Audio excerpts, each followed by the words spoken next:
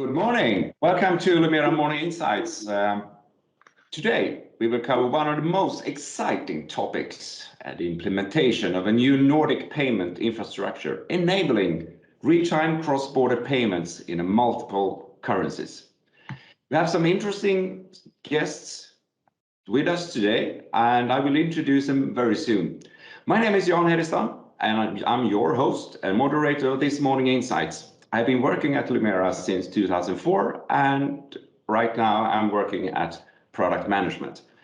If there are anyone that are the camera on or microphone on, please turn them off so we can have the best quality of their webinar.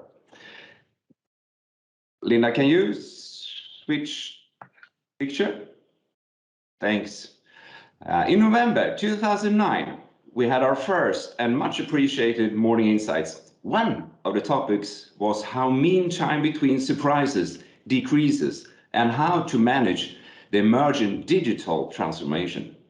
Right now, we are taking a giant step into a fully digital payment infrastructure, having a draconian effects on how the life and pension industry will manage payments, both premiums received and pension paid. In the future, not far away, we will put the Nordic infrastructure in the forefront, since this is the world's first multi-currency real-time payment infrastructure. Just to give you some numbers, what the life and pension industry are managing. Last year, the life and pension industry invoiced and received slightly above 270 million Swedish crowns and paid out 206 billion. All the payment providers that are now changing their payment infrastructure and interfaces. Life insurers, therefore, also need to change their communication with their payment providers. As a comparison, all Swedish Christmas shopping was 80 million. So you can say that we are having Christmas 6 times a year. So our question is therefore how to prepare for the new Nordic payment infrastructure. For this question, we have invited 3 speakers, all experienced and engaged in this epic transformation to answer the question. Lars-Åke Edenfelt, Business Change Manager at the Swedish Transformation Program, will give us the latest status and updates on the transformation program. Martin Åhnberg, Chief Enterprise Architect at Skandia, will elaborate on what the transformation means for the life and pension industry and perhaps also give us a glimpse of what is going on at Skandia. Erik Martin, Director at Cordial, will share his experience on how to build a transforming capability to meet changes in the best possible way. We will end this Morning Insight with a panel discussion on how the life and pension industry take advantage of the new payment infrastructure. We will have some informative slides available after the meetings, including how to contact us. So we will send that out to everyone participating in the meeting. If you have any questions during the meeting, please use the chat functionality in Teams, and we might be able to answer them directly. If not, we will try to answer them the best way and send the information. Lars-Åke, please update us on the latest status. Yes, I will. Thank you very much. You all can hear me well. And my name is Lars-Åke Edenfelt, and thank you for the short introduction, Jan. My role here at the Swedish Transformation Program is to coordinate the banks in this change from the current payment infrastructure to the new payment infrastructure. And that also means a lot of planning and engaging together with the banks. So thank you. You might ask yourself, why do we need a new payment infrastructure here in Sweden? And that is quite reasonable. Why question.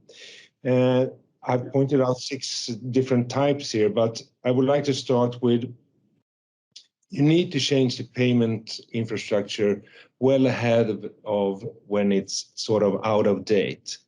And the current infrastructure that we have in Sweden has been with us since, at least the digital one, since the late 70s in a broad sense. And I think someone's to mute, at least I can hear more myself at this point.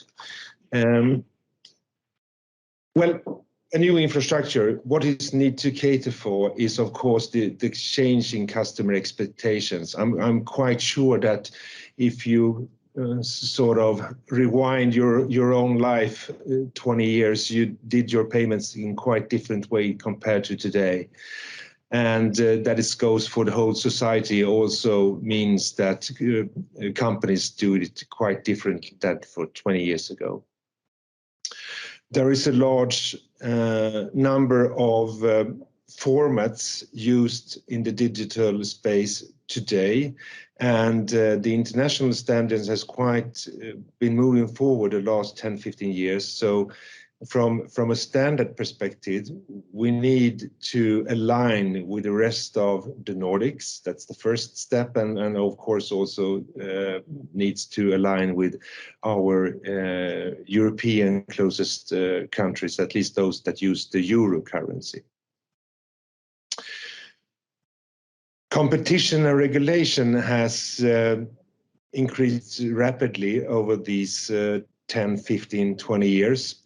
And from a competition perspective, we have seen a number of new actors entering the market for payments. And I think personally that's good. And I'm quite sure the whole banking community agree with me, because that has sharpened the weapon for all of us. When it comes to regulation, and that goes a little bit hand in hand, because regulation has eased some of the competition and have also put up the regulatory boundaries not to misuse any competition here. So regulation also means a number of control functions that needs to be monitored by a bank. So in this way, the regulators would like to assure that there is a level, fair level playing field. That's of course one, but also that the bad guys are kept out of the market, and that goes for many sayings. But I'm quite sure that you have read of the money laundering and things like that in the media the last, well, it was I think 3-4 years ago, and it was a major topic, but it still is a topic and will be a topic going into the future. And today's infrastructure is based on that payments was made by a paper slip, a payment slip. And that's not the case today. So it's very tough for the banks to monitor who's paying who and why and by how much. And that sounds a bit mysterious, but that's how the fact is. So that bank needs to have better tools for their own control. Finally, but not least, these rapid technological development and consolidation and synergies, those two hand in hand, will lead to better solutions for all, I would like to say, even though there is perhaps a few challenges when we do the transformation from the current to the new payment infrastructure, but I'm quite sure that we will all gain from it going into the future. So when do this magical trick start or happen? Well, as it said here on the slide, it will start in the autumn of 2023 and will continue for at least 18 months, I assume at least. It's important to have that transformation period as short as possible. However, we do have a number of major payment gateways to keep it that we have today that needs to be planned and coordinated in a good way, in a good manner, and also handle all the impact that it have. And as an example, for insurance company. So that's why it's not just during a few number of months, it's more than a year. And then I would like to switch to the next slide. Thank you. This is two things that the new payment infrastructure will mean, at least in general. And there are a number of things other from those specified here that will be changed in the future, and I'm quite sure that it will also be those one or two of those will be mentioned by both Martin and Eric. Nevertheless, the so-called in Swedish värdeavi could be seen as a money order in English, the English word. That will not be a part of the new common payment infrastructure, and there is a number of reasons for that. One is that it's a paper-based product that is quite expensive to have, and also it makes these regulations very, very difficult to monitor those kind of payments. And it is also the possibility to exchange those money orders into cash or have it put into an account has been, it is not a situation that is getting easier and easier over the years. It's the quite opposite here. It's more difficult. And I'm quite sure that if you have received one of those money orders or värdeavi the last couple of years, you haven't been exactly happy about it. I'm quite sure that the insurance industry here uses them, perhaps not that much, but I'm quite sure that they are used today. And so this change here means that instead of sending this payment slip or money order, you need to get hold of the account number of the receiver or the beneficiary in this case, and so that you can actually do the traditional account-to-account payment. The other part that will go away, sort of at least go away, is if you have an image file today, payment slips that still are, there are still people that, or actually also companies that still pays by sending in a payment slip in an envelope. And those payment slips today and also in the future will be processed and paid as they are today. But the image of each payment slip is captured today, but will not be captured in the new payment infrastructure. Also a number of reasons for that, but instead, compared to today, there will be a number of benefits. First, name and address of the payer will be added to the information sent to the beneficiary. As an example, an insurance company, and also any free text given on the payment slip, if that is possible. On an traditional OCR payment slip, it's not possible, but if there is a possibility to leave a manual texted message, that one will be captured technically and or manually, and also provided to the beneficiary. So there are a number of positive things around this, how these payments will be handled in the new payment infrastructure.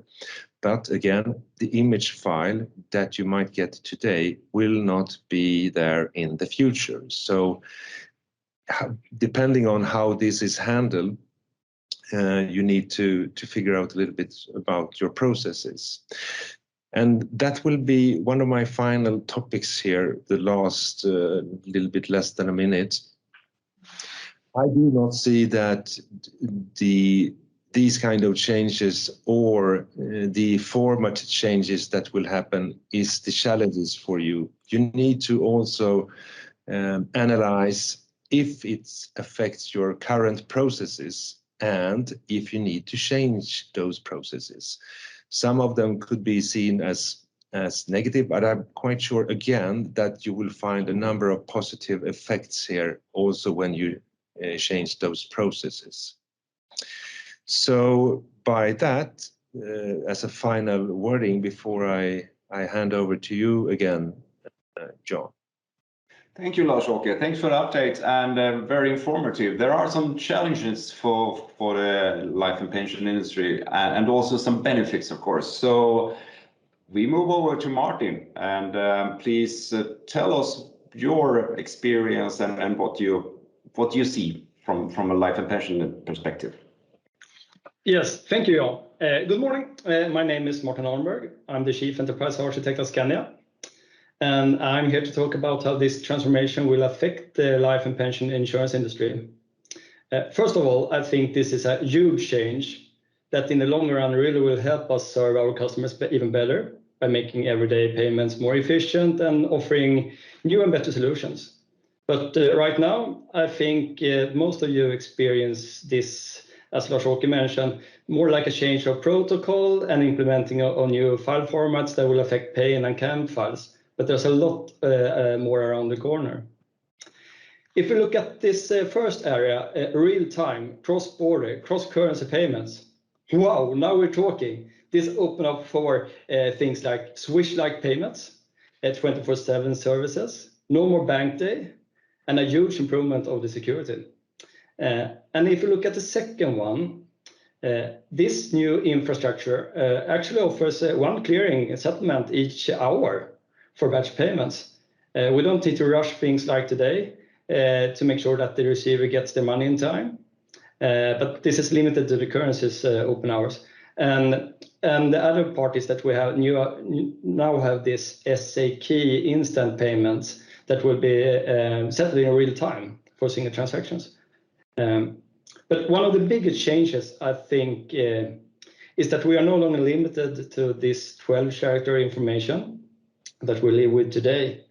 Now we can really explain to the customer what the payment refers to with the support of 140 characters.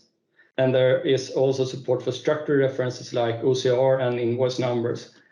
And I know that in the standardization forum that Lumera has put together regarding this P27 still called there, is looking into, among other things, how to improve the processes of moving insurance between the companies by adding better reference information in the both incoming and outgoing payments. And I think with better and more structured information, we're going to see a lot more improvements in other processes as well. Another small change that also Lars-Åke mentioned was that you will also need to include the name of the receiver on payments further on.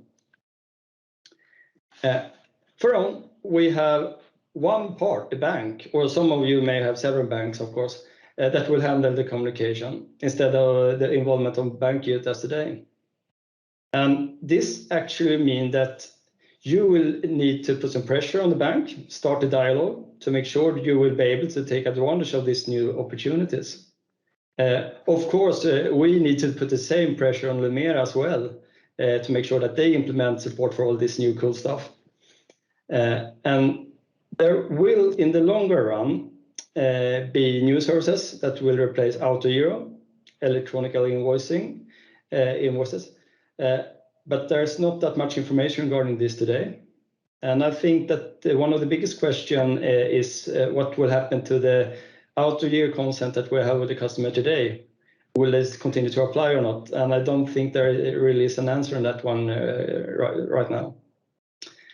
And the last thing Lars-Åke also mentioned was this Värdeavi that will no longer be supported in this infrastructure. And this is one example on what you can start with today to phasing out Avi as a payment method. We at Scania have started this process, and it takes a lot of time to get bank account numbers from all the customers that has Värdeavi today. And I think there's a lot more interesting things to talk about, but since we have a limited amount of time, I think I'm going to end here. And back to you then, Jan. Okay, thank you, Martin. We will move over to Erik. You have some interesting experience how to drive the change, lead change. Enlighten us. Thank you, and good morning to all of you. I hope the sound is okay, and if not, please let me know. Thank you. My name is Eric Martin, and I work at Cordial, which is a management consulting firm. Today's topic is very relevant to us, given that we have clients both in the insurance market, along with clients in the payment market. Based on Cordial's experiences of transformations in general, but also based on the insurance and payment market itself, we want to share with you our insights on how to address the changes to ensure a customer and business-driven development. There are clearly big changes in the payment market and infrastructure, as we have heard earlier today. The combination of the fact that the changes are happening in several different dimensions, along with high complexity, lead us to a very central question to be able to navigate and drive change, which is how can a transformative capability be created to meet these changes and opportunities? In a development work, it is well known that it's good to start with visualizing the future, or sometimes described as define the end game.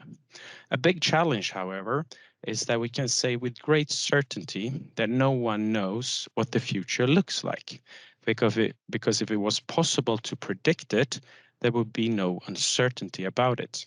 Nothing of this is new to you, but how do we relate to this fact? Do we analyze and analyze and analyze to figure out what the future will look like? Because it's only then that we know what to do. Or is it that we know that the future will come, but that we do not really know what it will look like, but instead realize that the future will be shaped by the decisions we make here and now? And for instance, in this particular situation about the autogiro consent. The fact is that I can choose how I see upon the future.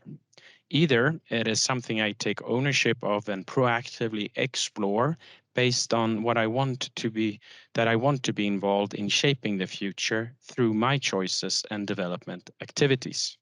Or I can choose to wait and see what others do and only then make my choices. The problem with the reactive approach to the future is that I only become a consequence of what others do. Hence, being proactive is a way of creating the future. But to be able to be proactive and take ownership of the future, however, different perspectives are required. And it's these perspectives and the transformative ability that I will speak about today. But can we not just do as we have always done? It has taken us here, hasn't it? And somewhere one might want it to be so because it would make it easier. But what we have done today, until today, will not lead us to reach our future objectives and goals. The world is spinning faster and faster. Customer preferences and needs are changing. New technology is emerging, and innovative business models are being developed and launched on an ongoing basis. Given the insight that we cannot do as before and that the payment market is fairly complex, every player who wishes to be proactive needs to have a structured approach to ensure a transformative ability that meets the requirements for continuous development. Here today, when we are gathered to talk about the changes in the payment market, we may not have come here with the ownership hat on us, but if I sat on a board and represented the owners, my question would have been, how do we ensure a transformative ability to face the future? To take us to our objective, the transformative ability consists of different phases or steps. The phases for development consist of the components analyze, innovation, design, and realization. The A, analyze to understand changes, opportunities, and threats from a fact-based approach along with a business and customer perspective. In this step, it is vital to understand which questions to analyze. coming up with a long list of questions is one thing, but the successful players know which vital few questions to focus on. The I, innovation, to identify ideas in an exploratory and innovative way that leads to higher customer value, a competitive advantage, and the actual use of new technologies. The D, design solutions that relate to the conditions one have to further develop the customer offer, streamline the business, and create conditions for future continued development. The R, realization, to ensure that you actually move, that it happens for real, and that we get an execution power and thus create the future. The ability to execute on a strategy just gets more and more central. So in a modern and structured approach to secure one's transformation capability, one has neither the time nor the means to do so in an old-fashioned structure. The approach needs to be iterative. For instance, insights into an innovation work can lead to the identification of an area that needs to be analyzed, or where parts of the design work can mean that realization begins without all the design being completed. Being able to be flexible is key, but to be flexible, you need to be structured and know what you are doing in the various stages of the development process. And some critical success factors. Here are some critical success factors that needs to exist to enable and support a transformative ability. It is in the nature of things that you want to know the answer. If you do not know the answer, a process needs to be designed to figure out the answer. In order to be able to reach your answer and your goal, you as an organization must dare to live in change. If you do not dare this, you will be hampered by not knowing the answer, and it can then be easy to stay in an analysis phase. So being proactive and curious is essential. Transformation is a big word, and something very, very important to know is what you mean by transformation as an organization. Regardless of an old or new player in the market, you need to ensure that you know your angle and perspective in your transformation work. To clarify what I mean by perspective, some examples, 4 of them that we at Cordial see are relevant perspectives are: 1, the market position perspective. Given that the value chain in the payment market itself is broken up at the same time as in which the context the payment market operates vis-a-vis other industries, business is created where market positions change. The offering perspective, giving changing customer needs with associated potential, there are great opportunities in developing one's offering to ensure that you are relevant in tomorrow's market. Another perspective can be the ecosystem perspective. Industries converge, and in what context one's own business model interacts with others makes the perspective central when exploring customer and business value. And the final perspective is a technology and structural perspective, where new technology brings new opportunities and structural conditions need to be developed in order to be modern and relevant. Going to the third critical success factor showed here, everything has to do with customer needs and value. This is something that is natural in what we do and what we talk about on a daily basis. But it's easy to say, but it needs to be present in all of one's transformation work, all the way from assessing the market to what technology to use. Too often, a transformation is driven from one department, or even worse, several transformations are driven from different departments that are not in sync. The transformative ability driven by a business perspective must be conducted cross-functionally where different competences complement each other. And finally, an iterative approach allows us to capitalize on new insights. One thing is for sure, what we learn today, we can use tomorrow. And with that, I would like to say thank you and hope I've been able to contribute to inspire around the need for continuous transformative ability. And with that, I hand over the word to you, Jan. Thank you. Thank you all. After all these words of wisdom, we are ready to continue to our next topic, and that's the panel discussion. And we discuss a little bit, and then of course we think from different views, how can the life and pension industry take advantage of the new payment infrastructure? That must be a major question for everyone participating in the meeting. And just before, in September, we did a survey to 1,500 individuals in the life and pension industry in the Nordic countries. And one of the questions there was, which is the most significant preparation of the new payment infrastructure? And I think that's an interesting answer. You can interpret it in several ways, of course. 20% thinks and believe that partnering with the right service provider is the most significant preparation. And I hope that's our customers, because we will provide them with the new infrastructure. And they then can, of course, look for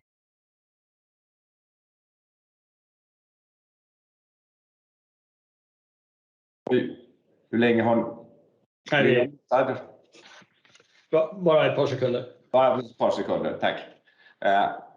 Partnering, and of course, looking for what the different payment providers will offer is one important thing. The other one that most of the participants in the survey answered was that they will developing the underlying infrastructure. And of course, you can put many things, many activities in this, from gaining the bank account number on onboarding processes, or updating the customer cards with via the account numbers, to actually building interfaces. So given what we have talked about today, and also this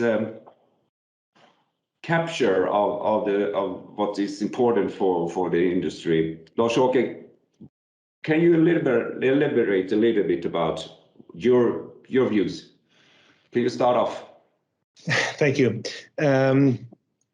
Well, as I see it, the insurance industry here can gain from a lot of different things, and I both mentioned some and also hinted about others, and we both, I especially heard Martin here pointed out a number of those. I think that given this challenge that the transformation is, it is a challenge, you will be able to find a number of gains, and the easy, or perhaps I shouldn't call it the easy picked fruits here, but the possibility to have more informations within a payment, that is, should be at least a benefit for the industry here. You also have a number of transactions between insurance companies where this especially could be used. Some of today's processes, remember now, I'm not working in the insurance industry, but I don't think that it differs from the one that I'm born in, so to speak, the banking industry. And a lot of things are based on former manual processes that you have been digitalizing to some extent or in full extent. Those can be looked upon now and be done more efficiently, perhaps totally without manual interactions.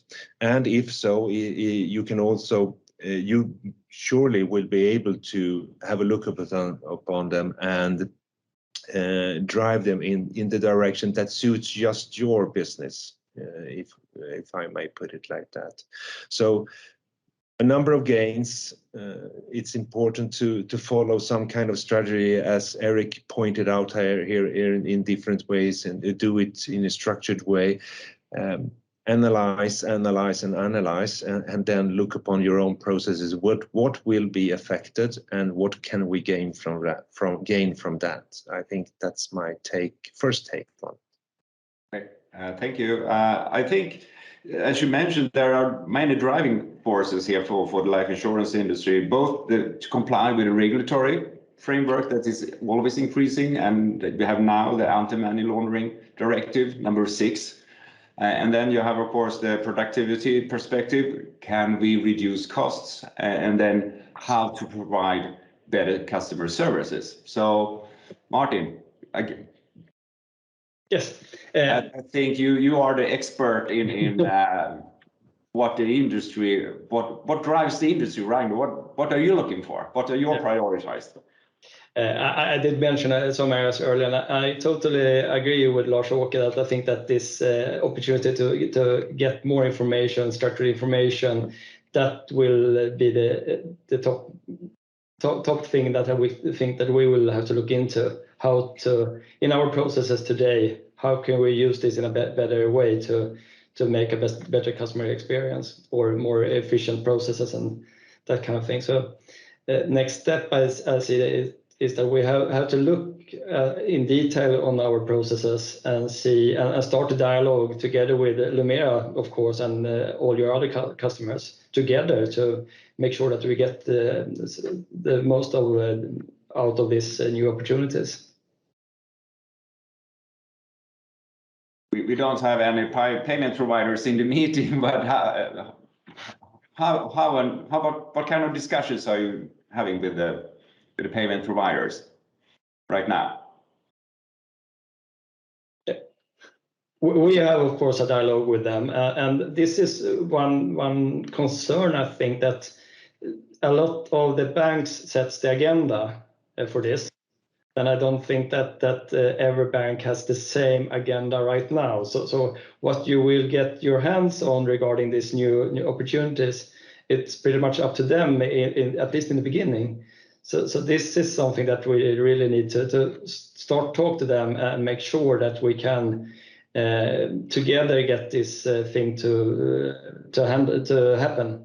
And of course, this is the bank is one part. The other part is Lumera for us. So we have two partners that we really have to partner up with to make this happen. Yeah, sure. So you are on your side, life insurance industry. They are making their transformation program, and then the banks, of course, they have comply with the new standard and also develop new services. So the two major transformation programs, Eric, how to manage different sides of the transformation program, both that life industry is in one, and we are a service provider to the industry, and then you have the banks wanting to provide new services. That is exciting times. How to manage. Yeah, how to manage. Well, that's very, very exciting, but it's a tricky question as well, of course, because when structural changes occur, which this is, potential arises. I mean, on one side, you can say, oh, what happens with all this that I know and have documented today? Everything is off the table. And I think that this makes us actually being in a position where known truth and segmented processes, as you mentioned, Lars-Åke, and established interfaces, they are no longer given. And this provides space for innovation and new thinking. Not mentioning if it's the insurance market or the payment market, but our experience is going in and changing a process is not as easy as you might think. But this situation gives gives a potential that you can actually re-engineer your processes.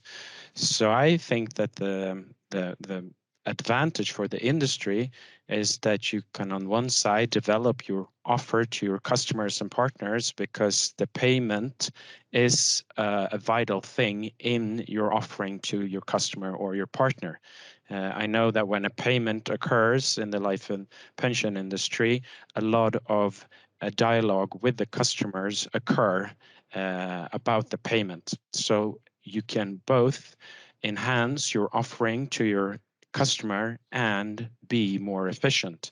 And we see often that an improved customer offer can mean streamlining the operations at the same time, which is a win-win situation. So potential arises definitely. And if you look on the different kind of areas here where potential arises, I think that besides the customer offering that can be strengthened, a new partnership and collaborations with service providers can be developed.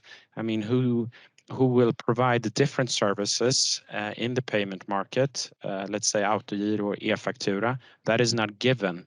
So here you have some strategic choices to make based on your offering to the clients and what your own strategy is. And at the same time, this enables new technology to be explored and implemented. So I see great potential for the industry. Thanks. We have been talking about customers, but we have not really defined what is a customer. Of course, there's the person that received their retirement, their pension. But I see also that one important group is the benefit managers that actually get an invoice from either the life insurance company or by the service center for and collect them. And of course, if I am a benefit manager, I want to be sure that this is the right amount to pay, and I can have kind of details of information so I know that this is right or we missed something. What do you think about how the services or the information can be approved for benefit managers? Because as you saw, there is a number of invoices that are sent away, and of course this Autogiro consent also involves, but mostly on the individual side. But for the benefit manager, there is an invoice and they have to pay the premium. Yes, I can. Or you can start, yeah, please. I think that there's a great opportunity when we later on look into this electronic invoicing system that will replace this one. We have a need of more information regarding invoices today. We have others almost standards in the insurance standard in the insurance industry, like Svensk Livfaktura. And that is also under development. So I think it's a lot of things to look into regarding at least the life and pension industry to make sure that we take this advantage that we have with some kind of standard, evolve it, and in a better way, in a digital electronic invoice standard, it really can get it out further on than most of this standard is used today by Premiecentraler. And if we can get this standard to evolve even more and reach out to the companies, then we can really make some changes and improve their processes as well, I think. I smell a room for a new entrance. As you mentioned, Erik, that where change is happening, there is a room for opportunities, and that could very well be one of the areas where we can see new services and new providers that actually make the niche their winning turf. Right. Any other thoughts that you want to? This is something that I really want to give to the audience. Well, if I start off there, then Yeah. One of the key takeaways, at least from what I presented before and what we have discussed here, is to sort of start early. That is the general message that I myself do in different seminars in different industries, because you cannot start too early. That's my own experience. I've been working with this transformation from a planning perspective for almost 5 years now. So it takes time to understand the full effect of something. So please start early. That's my key takeaway. And perhaps you need to do it differently one by one if you in the audience here, but do not sort of hesitate to sort of await. Let's see what it will be that will be replacing out year. Don't wait for that. Start now. I have the same kind of key takeaway. If you have not already started the dialogue with your bank, it's really high time to do that. And the other one is to make sure to participate in the standardization forum that you at Lumera has put together. So we together can ensure that we get the best service possible out for our customers in the long run. Thank you, Erik. Any advice for the participants? No, I agree with start now. We've been involved in several projects where players in the market have started, and of course a lot of questions arises, and if you identify those questions, you have them sort of in front of you, and when you then see what happens in the market, and you can also do your own prioritization on which questions to focus on. But if you sit and wait, there will come a solution, but will that solution be good for you and your customers? The only way to secure that it is relevant, the future solution, is that you basically take the chance to shape the future. So being proactive, start now, and develop your requirements and utilize the changes in the payment market as a catalyst to develop and modernize your business architecture. It's a great potential. Yeah. Okay. Thank you for sharing your wisdom and your best advice. And thank you all to all the participants that joined us for this morning insights. Be sure not to miss anything by following Lumera at our social medias and signing up for our newsletter. If you have any question to any of us, you can mail them. You will have the information and presentation, so you will see the emails in the mail shortly. But don't hesitate to contact us. We are here to help you. Sorry, and to use that have participate, we will send a summary of the presentation before the weekend, and the recording will also be available if you want to share that with your colleagues and others. So thank you for listening, and I really hope that we brought some insights to you and that will help you in the biggest transformation that we are up to regarding the new payment infrastructure, enabling all the Nordic life and pension industry to be in the forefront by doing real-time currency, multi-currency payments between countries. So thank you and see you next time.